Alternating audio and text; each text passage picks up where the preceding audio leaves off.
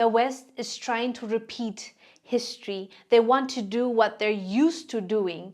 But guess what? Times have changed and we're not going to allow the same thing to happen. What I want us to talk about today is about the similarities between Gaddafi and what is happening to Ibrahim Traore right now as we speak. If you remember, Gaddafi was taken out by the West, and here is a US politician admitting to it. Libya. We were the ones that caused Gaddafi's death because Hillary Clinton played a game over there, and I was the one that went over there during the war. Gaddafi asked me to come over. I took a Biden staffer and a Bush staffer and a film crew leader from ABC One in New York, Larry Menti, with me, and a cameraman, because I didn't want the CIA to set me up. I hand-carried the letter back from Gaddafi offering to resign. The U.S. didn't want him to resign. They wanted to kill him. Why? Because Gaddafi, and I met him 3 times. I took Biden on my second trip to Libya, by the way. He went with me when I spoke to the whole country. And every meeting I had with Gaddafi, he wanted 2 things. He wanted to unite the African continent into a group of nations economically, like European like the European economy. He wanted to base it on the gold standard. And the U.S. and Europe didn't want that. And the other thing is they wanted control of his oil, and they wanted control of his sovereign wealth.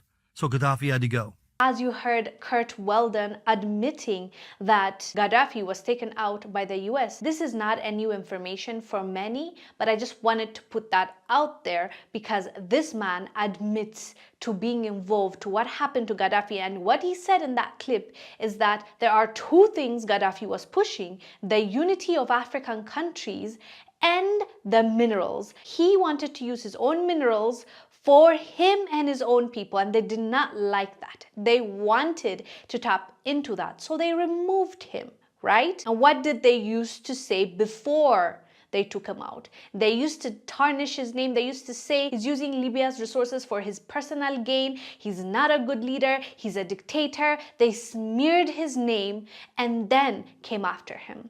Now they have begun the first step to what they did to Gaddafi, which is smear Ibrahim Traore's name, the president of Burkina Faso. They have started saying that he's using the gold of Burkina Faso to protect himself instead of using it for his people. Absolutely, Chairman. I see this, and I don't mind calling them out, but Captain Traore and Burkina Faso, as they know that both, whether it's their gold reserves, that is all those proceeds are just in exchange to protect the junta regime. And so it begins. They first tarnish your name. They say that you're misusing your resources. Mind you, this is Burkina Faso's resource, and Ibrahim Traore is the leader of Burkina Faso at the moment.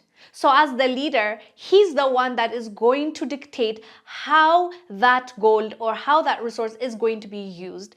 But guess what? The United States want to pick and choose who can run Burkina Faso, who can use the resources, the same thing they did in Libya. And look at Libya right now, and look at what they were able to do to Libya. So now when they're trying to repeat history, guess what the people of Burkina Faso and Africans as a whole are saying?